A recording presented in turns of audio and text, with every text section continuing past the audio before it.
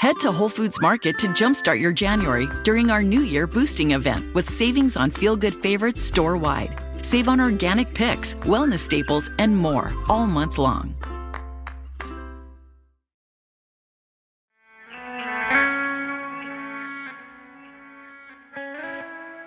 Hello and welcome. I don't know if where you are it is crazy, insane cold, but sure is here in Cleveland, single digits.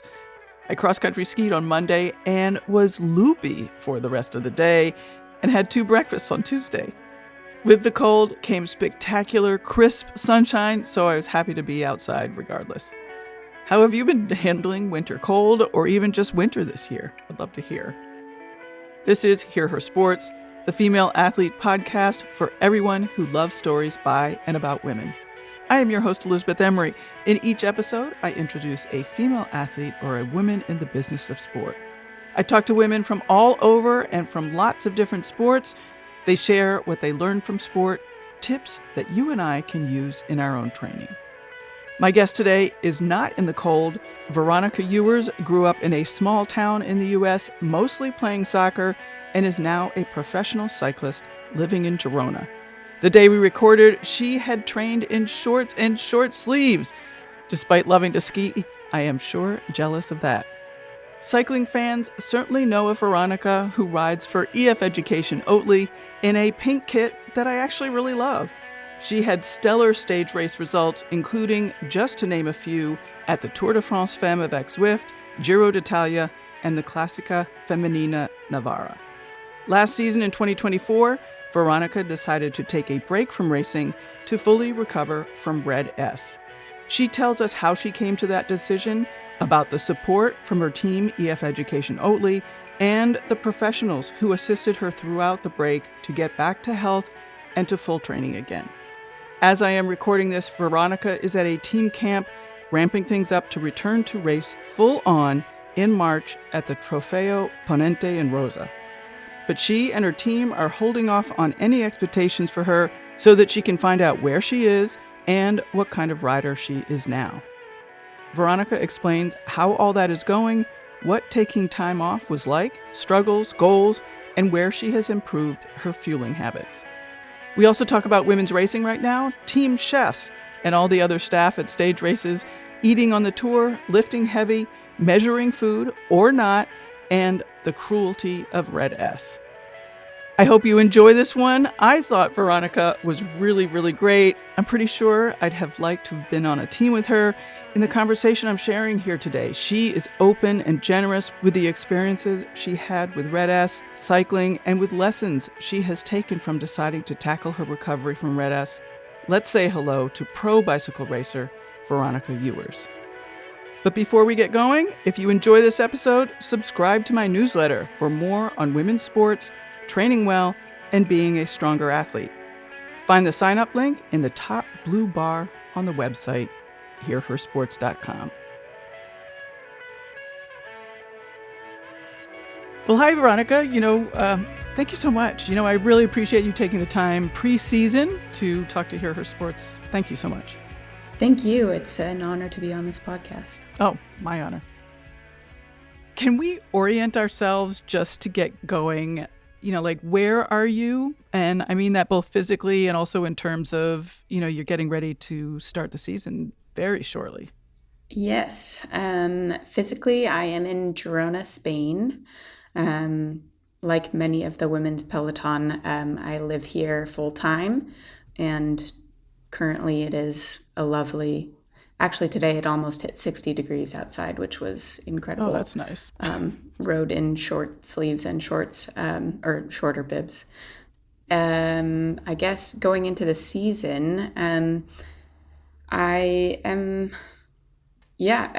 think I've progressed quite significantly, both mentally and physically. And maybe not physically in the sense of performance, but I feel myself being stronger than I have been for quite some time through my time recovering from Red S. And I'm really looking forward to this next season. At the moment, my first race will be in March. So I have quite a bit of time still to get training and doing some really serious blocks before getting into the race. But heading to team camp this next week, which should be really fun. Our first proper team training camp. So what's your first race? So you're not going to Australia, I gather. Correct. I will be doing Ponente and Rosa in Italy. Yep. Okay, great.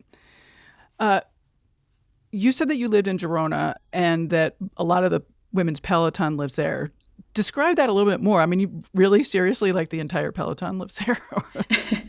Sometimes it feels like that. I know. I think, actually, I have no idea, but it's a significant amount of the women's peloton lives here in Girona. And a good amount of my teammates live here. Our service course is here, which makes it a lot easier. But yeah, there are a lot of ladies with whom I can ride, both on my team and other teams. Yeah, it's a small community, I would say. Yeah, definitely. Does it feel like, I mean, you're coming from the States where a lot of your teammates are just coming from, another country in Europe. Does it feel like a huge move for you and for them, or just for you, or like, what is that like? For the few that are European who live in Girona, it seems, I'm not sure, I've not actually talked to them much about it, but there are times when they just bounce home for maybe a long weekend or for the holidays, and it's not too big of a travel or too much of a, I don't know how to explain it. I'm not sure. Not a burden, but it's hard, and it's a big travel time and wear on the body to travel back to and from the United States, especially the West Coast. Yeah, I was going to say you live all the way on the other side. Yeah, it's a 9-hour time difference. Yeah. And my hometown is a small town in Idaho, and there are no major airports anywhere near that.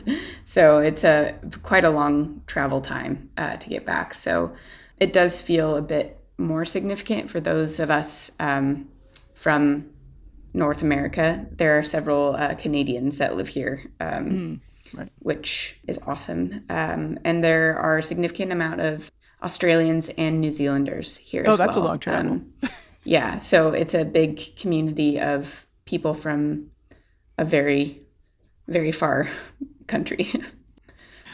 I always fantasized about living over abroad while I was cycling. I mean, but does it feel like home, or does it feel sort of like you're in this sort of temporary housing kind of situation?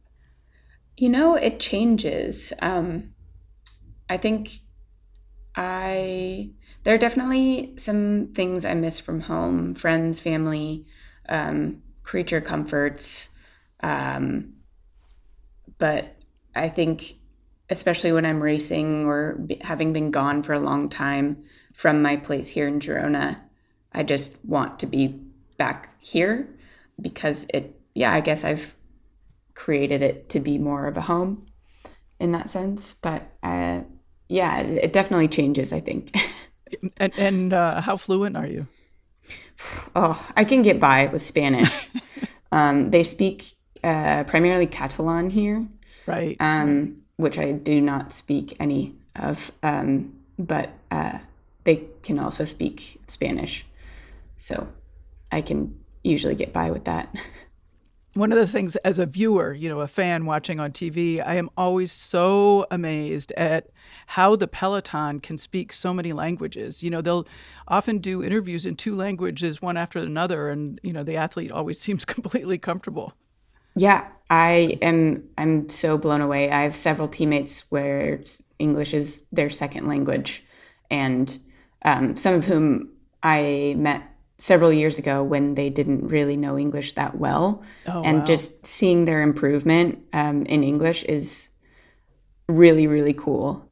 Yeah, it's most of the peloton that, at least having come from Europe, speak multiple languages. Yeah, it's amazing. So I think it's a bit of on that front, it's a bit of a disservice coming from the United States where, fewer people speak multiple languages, I would say. Right. Well, you mentioned that you have a training camp coming up. What is the focus of that training camp? And will you be doing testing or is it a fitness? Yeah, explain what's going to be going on. Yeah, it's primarily training. We had a camp in November to do all of the media stuff, get bikes all set up, get our new kit. Which look and great, all. by the way. Yeah. Oh, thank you. Yeah, they're fun. We had some meetings with sponsors and got to know our sponsors a bit better, and did some team bonding. So this camp will be primarily training, doing some testing, just riding more together, getting ready for a few races. Most of the ladies will be doing the one-day races in Mallorca just after this camp. We're doing that camp on Mallorca. So yeah, it's sort of a lead-in to the first couple races for those of us who did not go to the Tour Down Under. And what kind of support staff will be at the camp, but also what kind of support staff does the team have? Like, who's going to the races?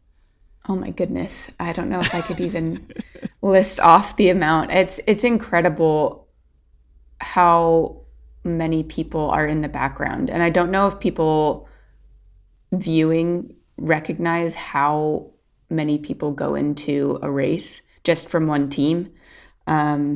We have, oh man, I guess we'll start at the top. We have the owner, the CEO, then the managers, then we have the directors, director sportifs or DSs, performance coach, individual coaches,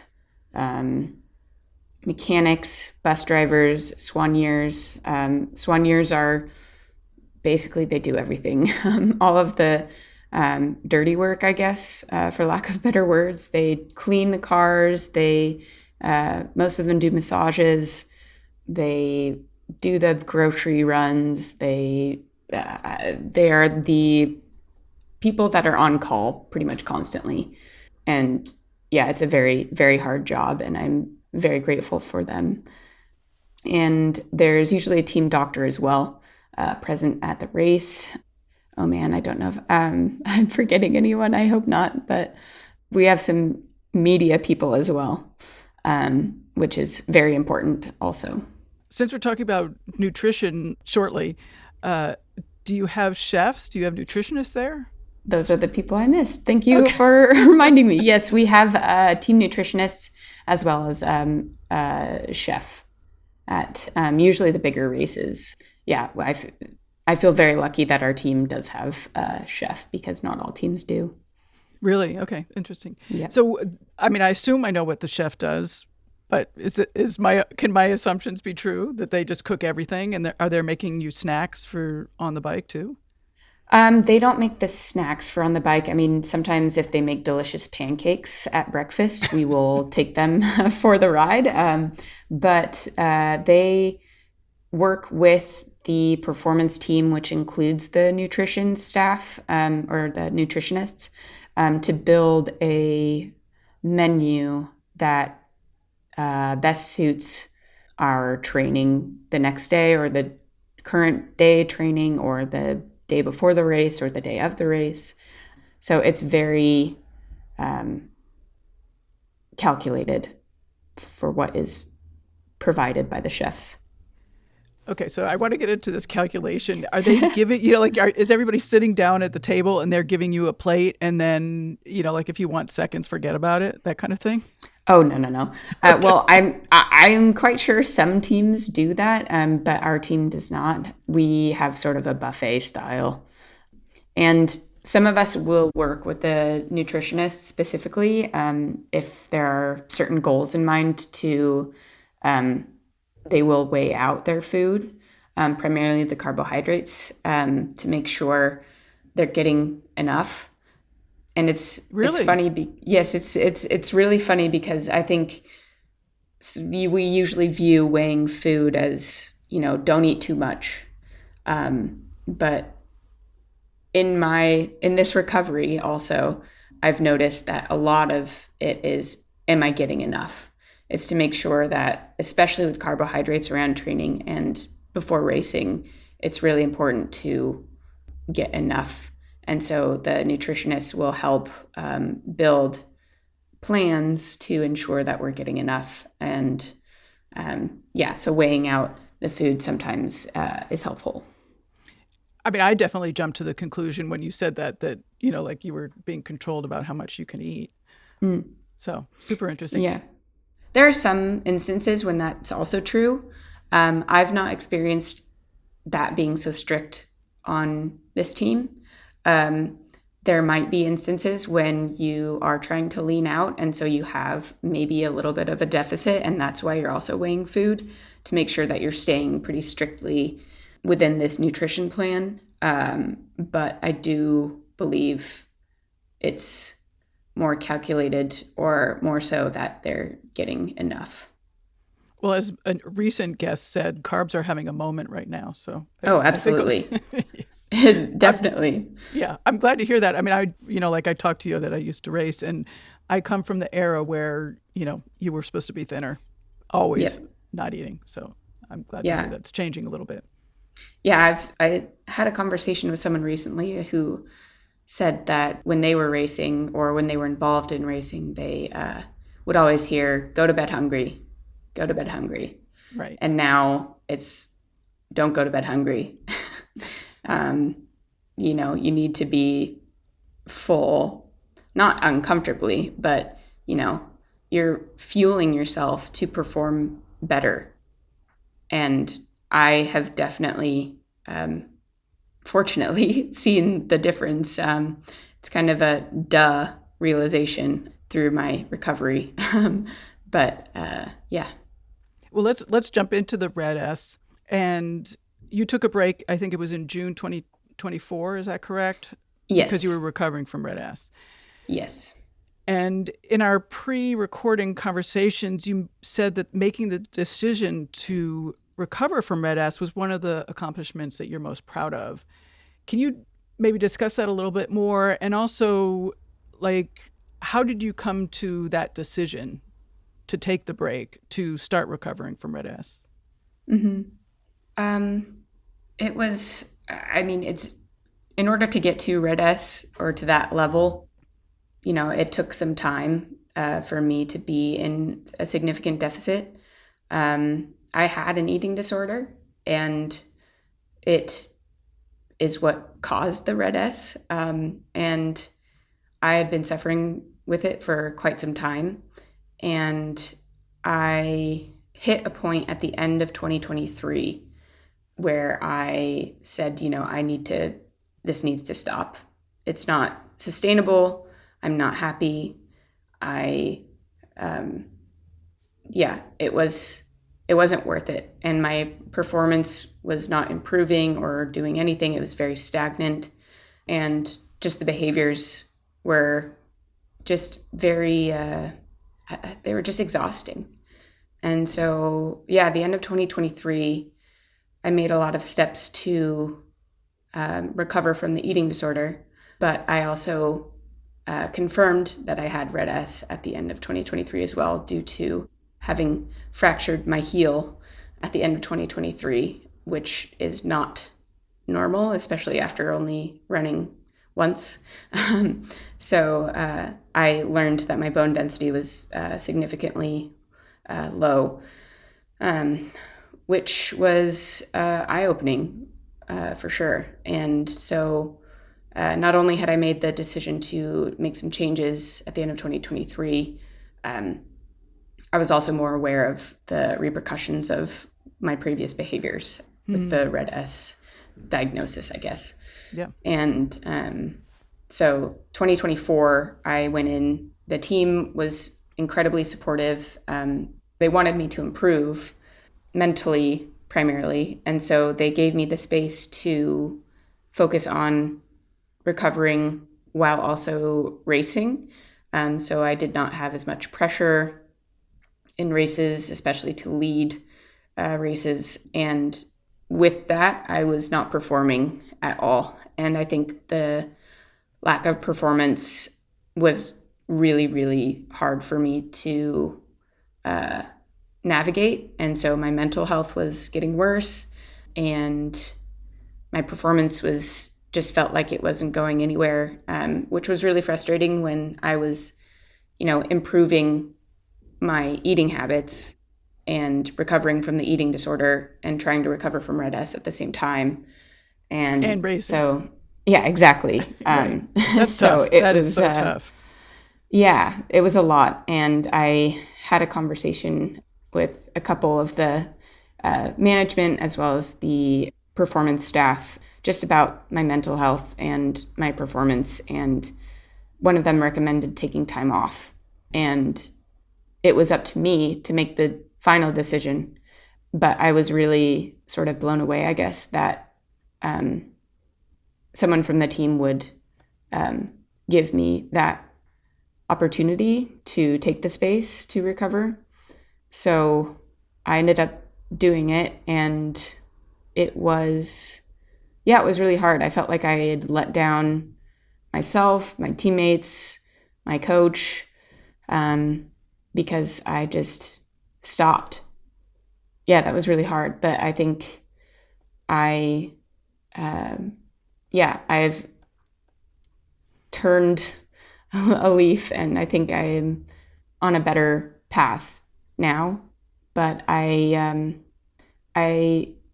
don't really know what clicked back at the end of 2023 when I decided to make changes with my eating habits. But previous me would not have listened if somebody suggested taking time off or trying to change my eating habits. And that's what's really frustrating. Looking back, and if I see someone with similar habits, you're just in this headspace that is incredibly stubborn. And it's really unfortunate because it ultimately comes to the individual to decide to heal. But if the eating disorder is strong enough, it will just take over and really not allow that. So it's tough. Yeah, it's so interesting that you talked about the headspace that you were in and being stubborn, because I was going to ask if there, and I don't want to ask this in a way that, I'm afraid that I'm going to ask this in a way that sounds like judgmental, and I don't mean that at all, but could the team have done anything? Could you have done anything prior? Or I'm just curious about sort of the structure, and it's just too bad that it got to the point where you did have to take time off. Yeah, definitely. Let me think. So I was struggling with an eating disorder for over 10 years. And it was sort of dampened in just before I became a pro in 2022. And I think getting into an elite sport, which people generally put a lot of focus on weight, it sort of triggered the habits to start up again, and pretty severely. And it was done in a way that I guess was, at least when I first started as a pro, it was not necessarily noticed because I was performing really well, which is I always say that's the cruelness of Red S. Yeah. It's because 100%. You do start out doing well. Yeah. And that is probably the hardest part of it, is that it works and you don't know how long it will work. Unfortunately for me, I found out when it wouldn't work anymore. Right. And it's really hard that people have to hit that rock bottom in order to make the change. I think that's what actually was that aha moment at the end of 2023 for me to make the change. When it was pretty apparent that I had lost a significant amount of weight, I think perhaps it would have been helpful if the team had intervened a bit more, in the sense of maybe preventing me from training as much, or saying if you don't do XYZ, then you're not allowed to race whatever race. or doing that. But, since I would be on my own anyways, I could do training secretly. I could do, they weren't constantly hovering and watching all of everything I was doing. So, it's really hard, especially, like I said, as I was performing well, and there are a lot of other ladies on the team and a lot of things going on. I don't know necessarily if, there was much awareness around it. I think I was also quite secretive about what I was struggling with. And so I wasn't really asking for help in any way either. Right, of course. Yeah, and at that point, because it was working, there was no way I was going to change anything. Right. Yeah, I get it. Yeah, so even if they had, tried to intervene, I was so stubborn, it would really have just hit a wall.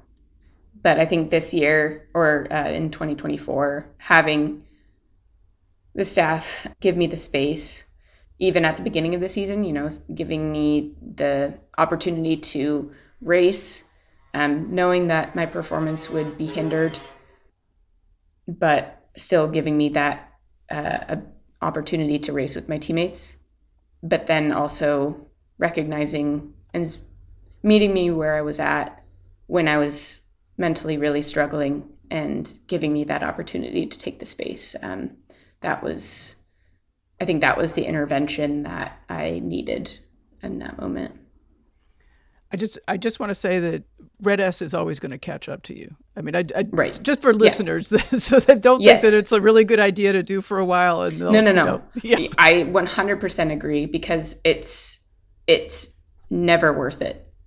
I have, my bone density is horrible at this point, and I'm working on improving it.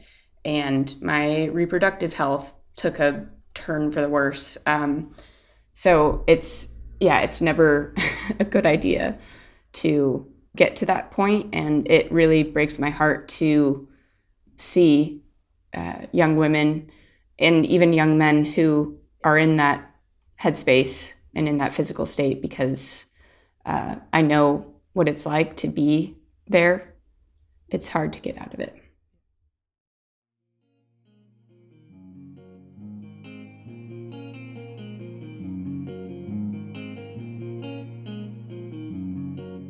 Years in, I am still very much loving my Lagoon pillow.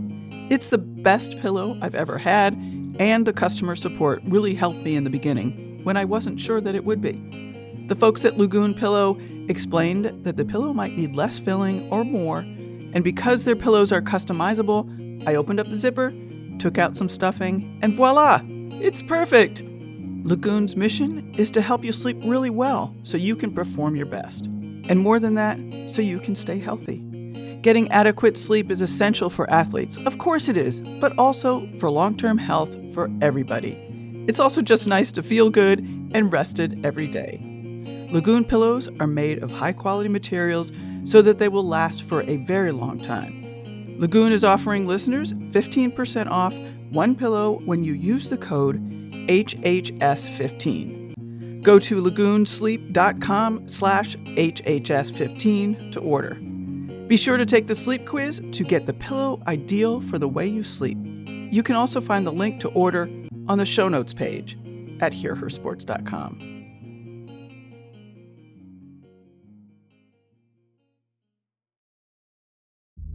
Build a routine with Ollie that supports your wellness needs, like getting your daily vitamins and minerals with Ollie's multi-gummies, or keeping your mood upbeat with all the vitamin D in Hello Happy. Give your gut health some support with probiotics, and wake up feeling refreshed after taking Ollie Sleep.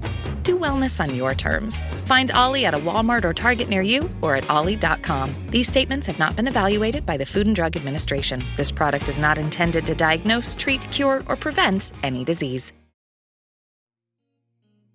Now, on to the second half of the episode with pro cyclist Veronica Ewers, who is on her way back from a break she took to recover from Red S.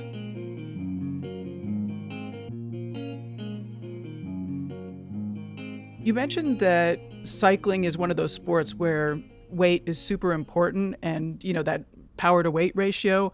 I sort of feel like, as a fan watching on TV and watching the riders and watching the commentary, that there's possibly maybe a shift away from that mentality of Yes. lighter is better at all costs. I mean, is that your perception too? Yes, definitely. And I think it's better. I think it's easier for viewers to see that on the women's side at the moment. The more powerful women are winning races. Whereas, I mean, on the men's side, it's still, there are some scary thin men winning, but Yes, for sure. even, the top men are really incredibly strong and not just sickly ill. I do think it's changing, which is great. Powerful riders are who you should strive to be, and not a thin rider. And, because races are so dynamic. If the race was just climb this hill or mountain at a steady pace, steady, hard pace, okay, maybe the thinnest, lightest person with the best watts per kg is going to win. But that's not how races go. They're surgy, they're powerful and punchy. Even on a long mountainous climb, you're not just going steady. You need a resilient body in order to do those races and win them. And the other thing I like about the shift in mentality is that it gives sort of a wider range of athlete physique an opportunity. Because if you're a sort of a more powerful rider like you're talking about, but you're forced to become as light as possible, all of a sudden you're not very good climber, but you're also no longer that superstar powerful person. Yeah, absolutely. Yeah, definitely. And there's some really fun riders to watch who are that powerful person, and they often get up the hills quite well. So yeah. Exactly. Do you know now more about nutrition than you did when you had your eating disorder? I mean, is education part of what you've done since then?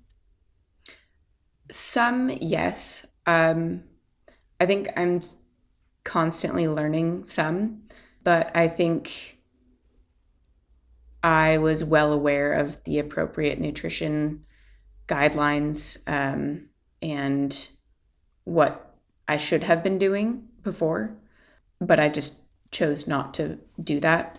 And I think I was scared of what would happen if I did something differently.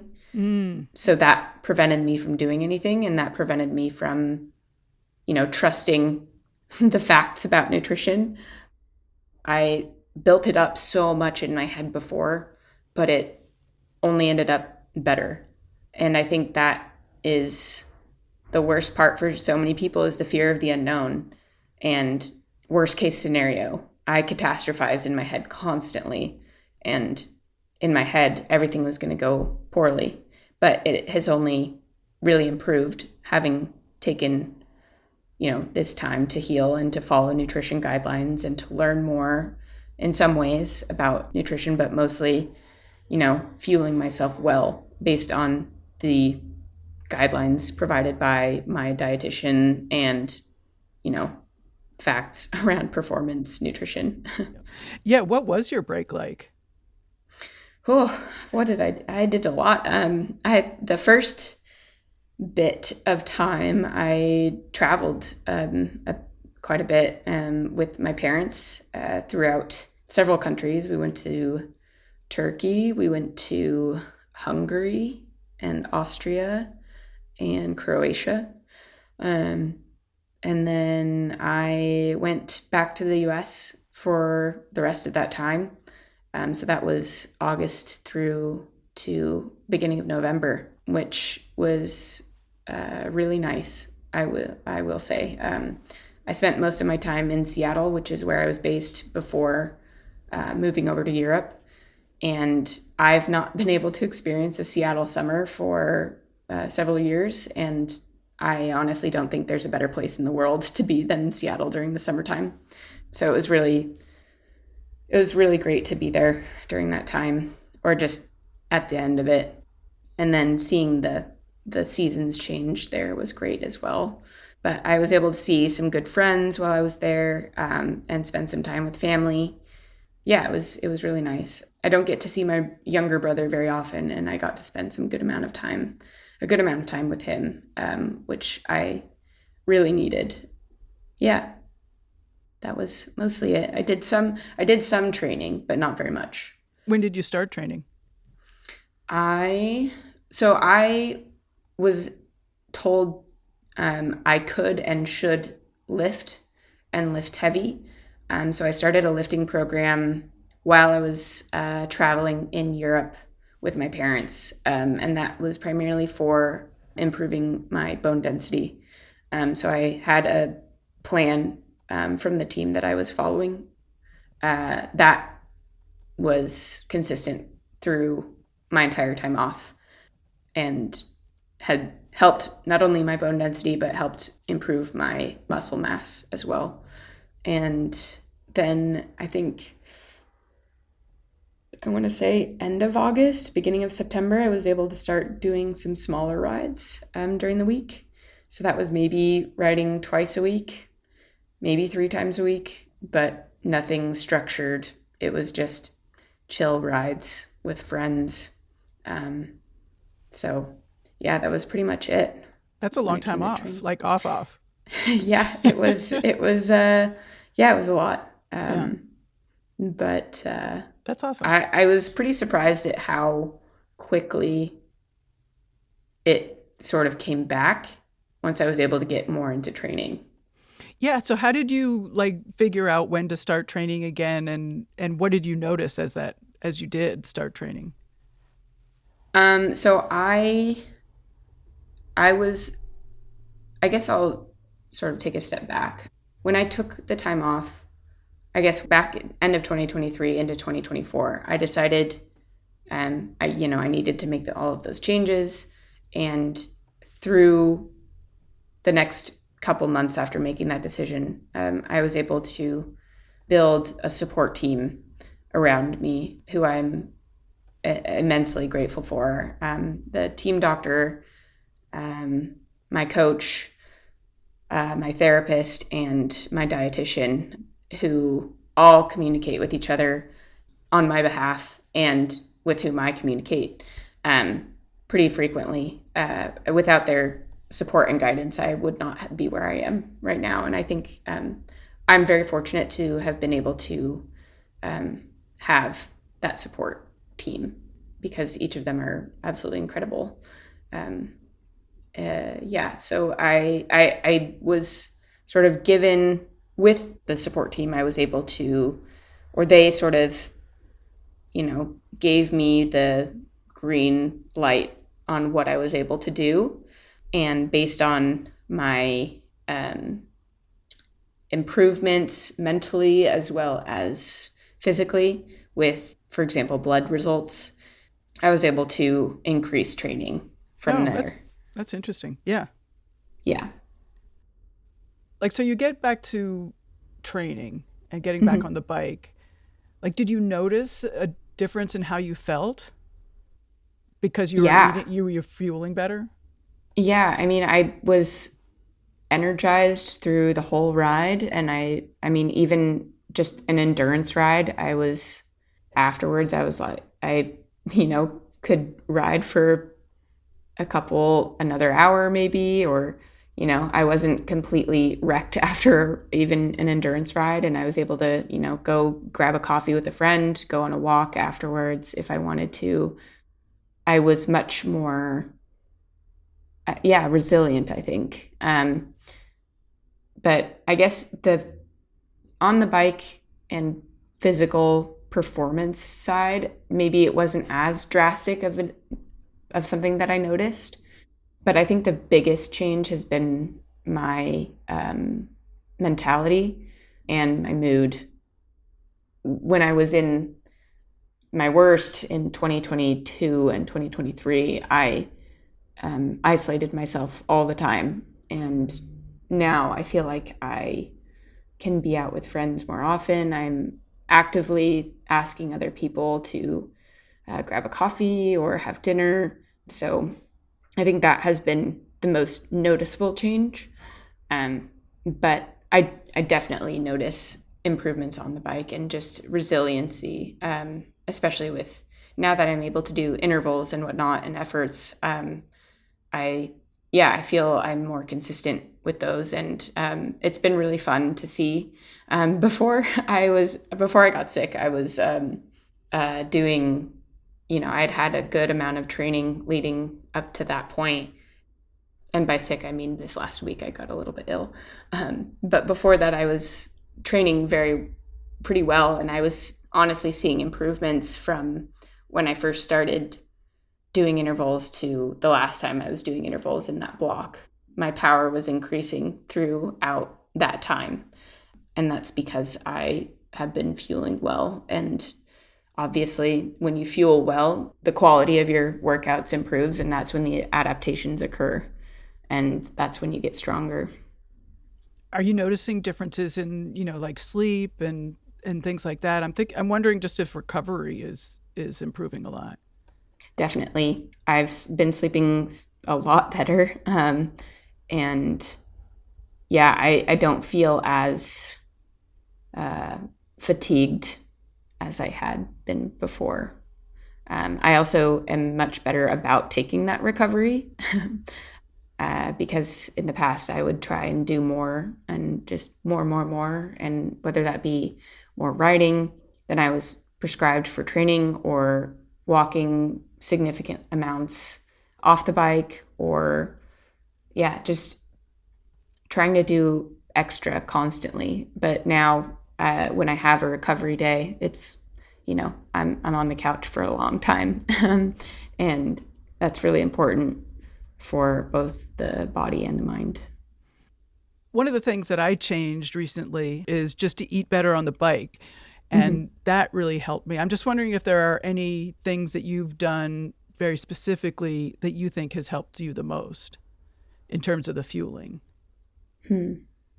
I think mostly it's just eating on the bike that has improved significantly, as well as post-ride fueling. I would, I'm very embarrassed to say this, but I would very rarely go through a whole bottle of liquids on the bike for a race. Even I would get through maybe half a bottle, and that's not in training good. as well. No, not at all. And fueling wise as well, I would maybe take a gel or two. And the only reason I was able to do that was because I was fueling a ton before the race. And, thinking about how I mean, and obviously that didn't work on the long term. It worked maybe in that brief moment, but now thinking back, it's kind of like, oh, maybe I could have done even better. And I definitely would have done better had I fueled better on the bike at that moment, and followed the nutrition guidelines. Yeah, maybe I performed okay, but I definitely would have done better and felt better afterwards to then go into the next race or into the next block of training, able to do it in a better quality. So I think that has been the biggest change. Definitely on the bike fueling, and the post-ride, just in and around the training session or race. Yeah. Cycling is so hard just because it's, like long hours, long miles, day after day, and the caloric requirements are just very high. Yep.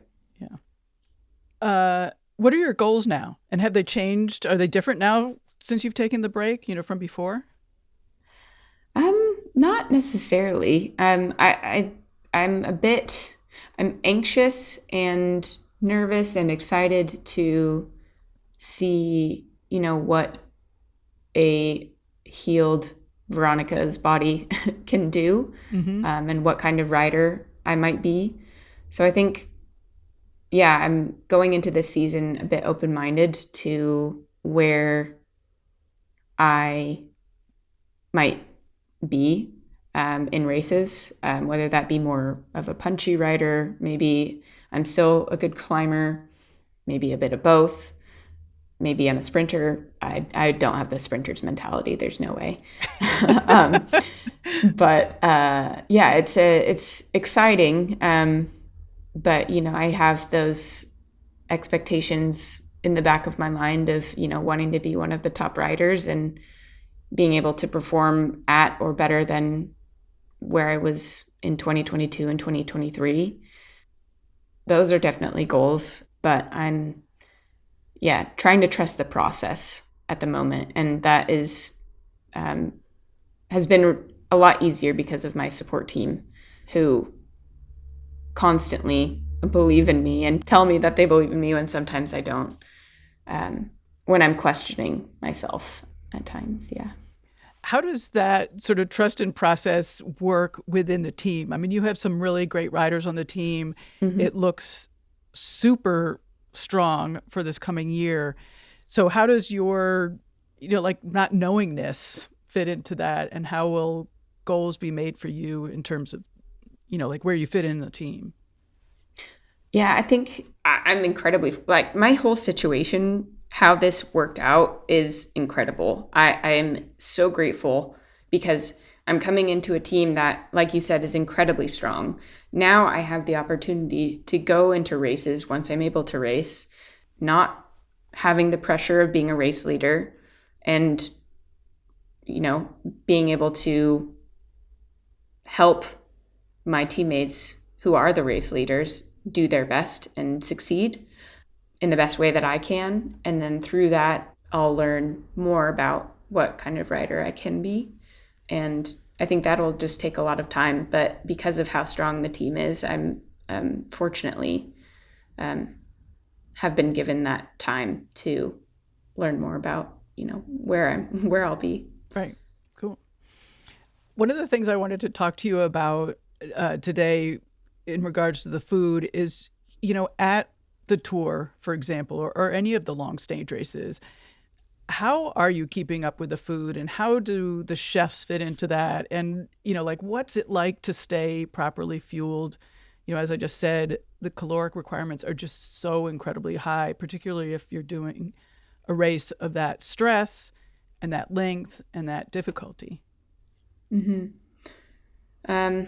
So we do have guidelines provided by our nutritionists, and we're able to keep track and log, what we're having during the races. And we are given the menu prior to our meals when there are meal times, breakfast. And breakfast is usually pretty consistent, but dinners and whatnot will be given the menu so that we can look at the guidelines that we've been given to sort of calculate how much we need of each item from the menu. A lot of it comes down to timing, and obviously fueling on the bike is incredibly important because it's, especially in a stage race, you're fueling for that day, but also the next day and the next day.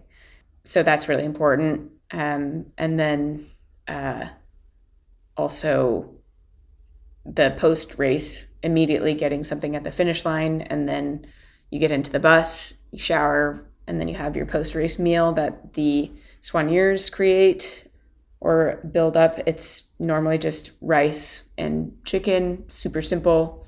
And then, we're just pretty much constantly eating, especially in a stage race. Yeah. And yeah, I think there are some times when people are afraid that they're going to put on weight at a stage race, but the benefits outweigh the negatives. I would rather be fueled and energized than bonking in a race. Why risk bonking? I did that, and it's an absolutely awful feeling. Right. I'm not trying to brag here, but I have top 10 GC in the Giro and the Tour, and I messed up potentially top 10ing in the Vuelta in 2023 because I intentionally did not fuel well going into the first road race stage. And I bonked incredibly hard and lost several minutes And so, yeah, it really, it's not worth it. It goes back to it's never going to go well.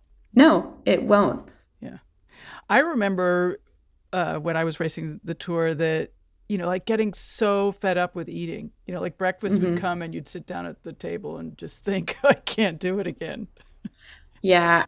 So when I first started, we didn't have a team chef. We had the hotel meals, which are not the best, I will say. You'd think races in Italy would be really nice, but they don't bring out the nice pasta, I will say. Having a team chef is amazing because they create menus that are more exciting than just pasta and plain chicken. So that definitely helps. But yeah, there are definitely points when you are just tired of eating. Yeah. Actually, that's a good indicator is that you should never be hungry, especially at a stage race. You generally won't have an appetite because you will be hopefully in a surplus for most of that time, which is obviously probably not possible. It's hard to be there, but if you're hungry and quite hungry at a stage race, then you need to put in some work around the eating. You talked about getting the menu every morning at breakfast or whenever you got it. So they would say, okay, you're going to have pasta with sauce or whatever. And you would say, okay, I want 2 cups or give me an example. No. So they'll give us the menu and then it's buffet style. So we can just grab however much we want. And if we want to measure it out, there are scales on the tables where the food is set. So we can measure out how much we are going to take. I think that is normally to make sure that we get enough. Yeah, I was going to say, it will be interesting to see if you decide to measure just because, like when you're racing so hard, as you said, you lose your appetite. Mm-hmm. So you don't always, your instinct isn't always that good. I won't say one's instinct isn't that good.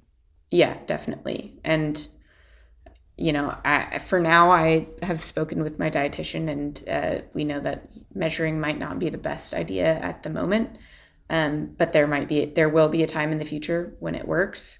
It's tough sometimes when you're just tired of food and not really knowing how much is enough and how much you actually need. Yeah. On a video that I watched prepping for this, you talked about confidence, and Here Her Sports is talking about confidence throughout 2025. So I just wanted to ask you a little bit about that. And one thing that struck me in the video is you said that the idea of being a pro was so unrealistic, seemingly. How do you occupy that space of, maybe not being super confident, having a lot of uncertainty, but also knowing that you are one of the best riders in the world in the peloton right now, and that you deserve to be in the peloton, you deserve to have good results? Yeah. Well, I wouldn't say I'm one of the best at the moment, but I'm hoping to get back to a point where I am. And I'm okay with that. And I acknowledge that. And that is just fueling the fire to keep improving and progressing in not only my healing process, but also with performance. But yeah, I think it's tough. I did suffer with the imposter syndrome for sure when I started, because it seemed so surreal being a pro athlete. It's even still, it's a bit odd to, if somebody asks what I do and I say I'm a professional cyclist, it's just so funny because of my past, I guess. I was a soccer player most of my life. I rode to and from school. I commuted when I worked in Seattle. And just cycling came into my life in 2019. And I think because of how relatively recent that just cycling came into my life, I think it's still a bit it's funny, I guess, because there are so many women in the peloton that have been doing cycling their whole lives. But there are actually more women that are coming in that don't have a background in cycling, which is really fascinating. Yeah, it's interesting, I guess. I have a lot of dialogue going on in my brain, and it's that irrational critical voice and then the positive rational voice in my head that sort of constantly battling each other. And yeah, I think when I'm struggling the most with my confidence, there's a whisper of that positive voice that just wants to prove that maybe stronger irrational voice wrong. And I think that's what gets me to keep pushing, because then I'll capture small glimpses of proving that irrational voice wrong. Yeah. Well, thank you so much. This has been really interesting. I'm very grateful that you are willing to talk about it. Yeah, absolutely. Thank you again for having me on. It's a great platform to speak about this. And I hope there's more work being done on the prevention of Red S and just information out there. Well, Hear Her Sports talks about Red S quite a bit. Yep. I think it's a really interesting topic. And as I said, I think things are changing, which I find really awesome. And I think part of the reason it's changing is just because, it's more okay now to be a powerful woman rather than just sort of a skinny woman. Yeah, absolutely. Yeah. Did you want to wrap anything up or add anything before we sign off? Just a big thank you to my team for giving me this space to heal, and even a big thank you to my support team and all of those who aren't on my support team but who continue to support me from afar. I really appreciate it. Well, I will thank them as well, and I will also acknowledge how far women's cycling has come. I mean, just the idea that you have a team that offers that kind of support it's really heartwarming for me. Yeah, absolutely. Well, thanks so much. Thank you.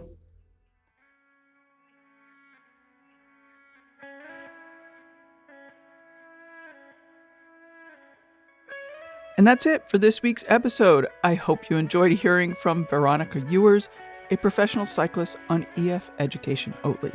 The road season is just barely getting underway, so stay tuned and follow Veronica's season. There are links to find her in the show notes at hearhersports.com. If you are into bike riding, you might be interested in the Hear Her Sports cycling playlist on Spotify. The easiest way to find that is from the playlist tab on our website. As always, I am so grateful you're listening. I'm grateful when you tell your friends about the show or talk about what you have heard here. We have a rough 4 years coming up. I like to think that Hear Her Sports offers a reminder that we are not alone, or it's a place to hear stories of and from like-minded women. I know sports can feel unimportant right now, but what happens in sports is the same as what happens outside of sports. It's just a different lens to look through. So keep listening. Onward. I'll see you in 2 weeks. Bye-bye.